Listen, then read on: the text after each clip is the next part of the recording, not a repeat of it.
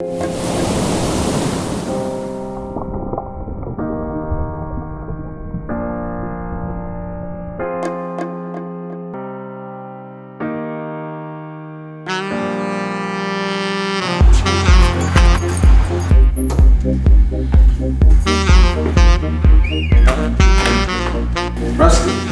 what are you doing here? Hi. I'm just gonna get some work done. I noticed. We're gonna be opening for our members tonight actually. Today for training, and then we'll be opening for a little party on Sunday. So, gotta get some last things done. So Ryan, what'd you expect for your new school? What do you mean, what did I expect from my new school? Yeah.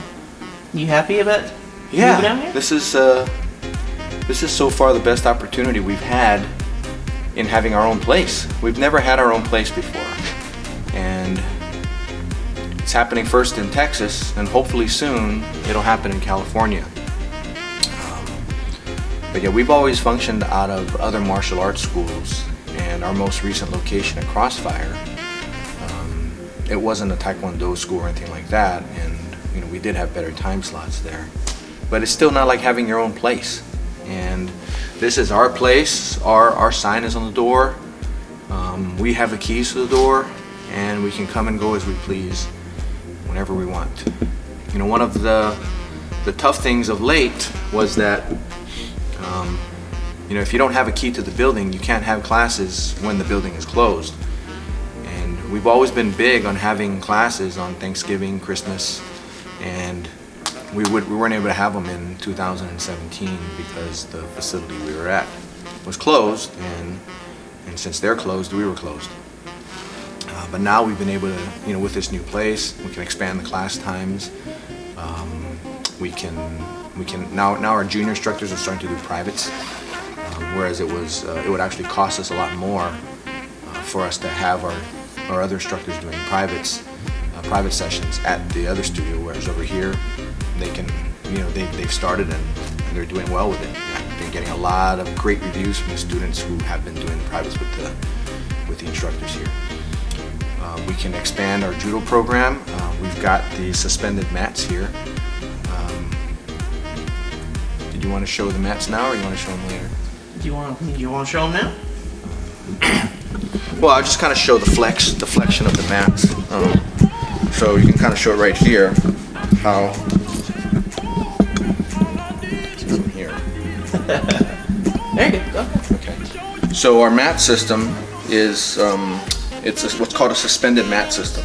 So when I say suspended, meaning that you normally get the compression of the actual mat, but here you get the compression of the mat plus the suspension underneath. You can kind of see how when I stand over here and really press in this one spot, it does that. Now it does it all the way across the mat. So what it does is, instead of just giving you, say, with a hard throw of this mat on concrete, instead of giving you maybe 1/8 of an inch or maybe a 1/4 inch of movement in the mat, now you might get maybe 1 inch or 2. So when you throw someone, it helps to cushion the blow to make it a lot more pleasant. So we can do 30, 40, 50 throws in a single session rather than just 5. Because one of the things that I found in teaching jiu-jitsu is everybody wants to do this stuff on the ground. They all want to start on their knees because it's pretty unpleasant to fall. Well, it's pretty tough to teach people to fall correctly if they don't fall enough. And one of the ways to make it more comfortable is to have a mat. Well, the rollout mats like we've always had in the past are about 1 5/8 inch thick, and there's 2 layers of mats typically. But the 2 layers create a bit of a rebound, a compression and a rebound, so when you land on it, it's more pleasant than landing on concrete. However, if a mat's 1 5/8 inch thick, if you stand on it, let's say you put your heel in one spot and you push your entire weight of your heel in it, you might compress the mat 1/8 or 1/4 of an inch. So at best, that's really what you're getting. I mean, it's not the same as laying on concrete, of course, but it does give you some benefit. But it's still not enough if you want to do a lot of takedowns and to do the hard simulations with somebody, with an attacker taking you down as if it would be on the street, you need to be able to do the repetitions. Of course, on the street it's going to be hard as rock, being that you often will be on asphalt or concrete, but you will fall correctly because you've gone through the exercise a million times here on the suspended mat. Do you want to do a fall demonstration? You just want to flop on? I can, but you know, it's not really broken in, so it doesn't really... Yeah, there's not a lot of give, I noticed that. Not yet at least. So when you fall, is I just simply do a forward roll, which is a simulation of you getting thrown, you know, in a takedown. So it's here, and that actually wasn't that bad. You know, it's still stiff because it hasn't broken in yet. But when it does break in, you know, we've got some really large guys here, so you know, having them fall repeatedly over and over on this will help to soften things up. So it might take a few months to soften up. But really what we've got here is we went and did everything for Fuji.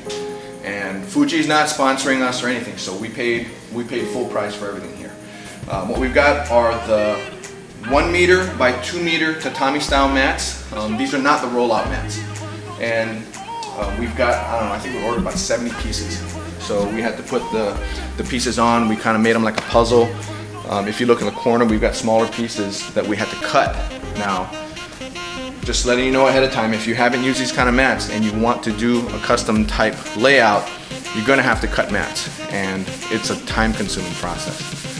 But it turns out very well. At the same time, if any one piece goes bad, you can take the piece out and just simply replace it. We have rollout mats at my Trophy Club home studio.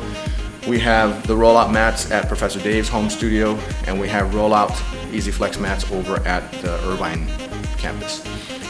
But what we did here was a little bit different. The rollouts are 6 foot wide by whatever length you need. The problem with the rollouts is that if you get a cut on the mat somewhere, or there's some damage that happens anywhere, the only way you can fix it is to replace the entire roll, which can cost you thousands of dollars.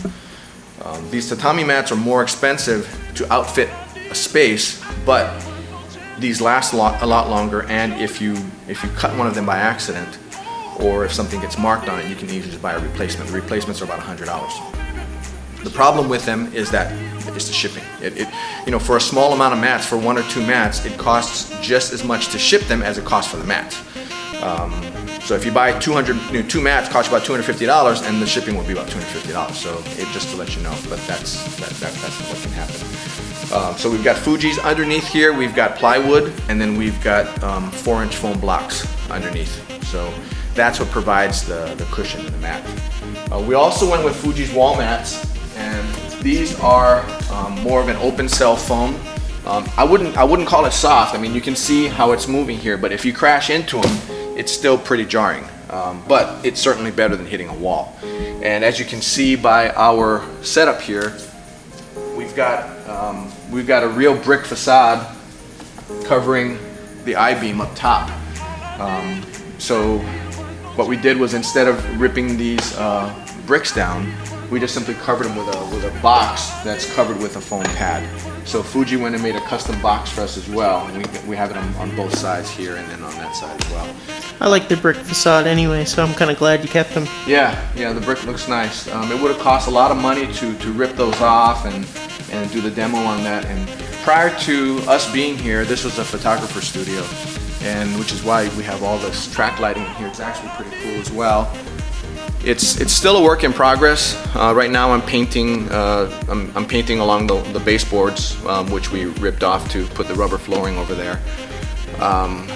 And I've got to get one more freezer, or one freezer. I have a refrigerator there for our drinks. And I'm gonna get a freezer for the back.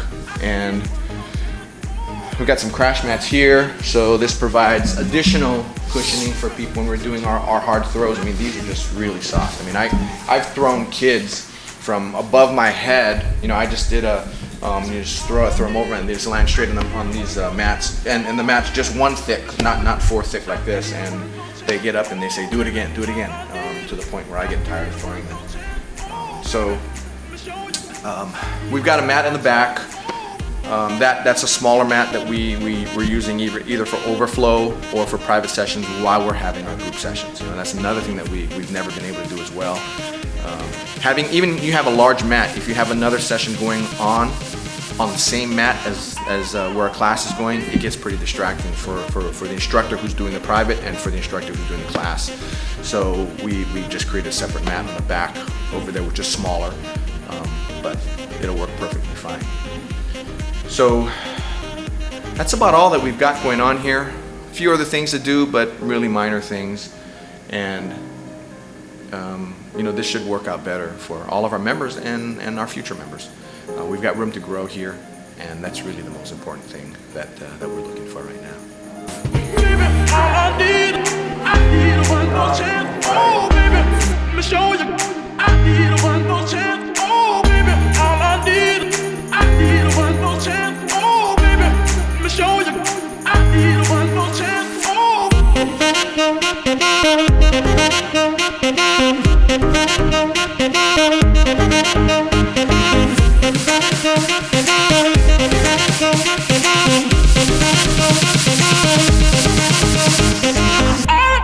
All I need.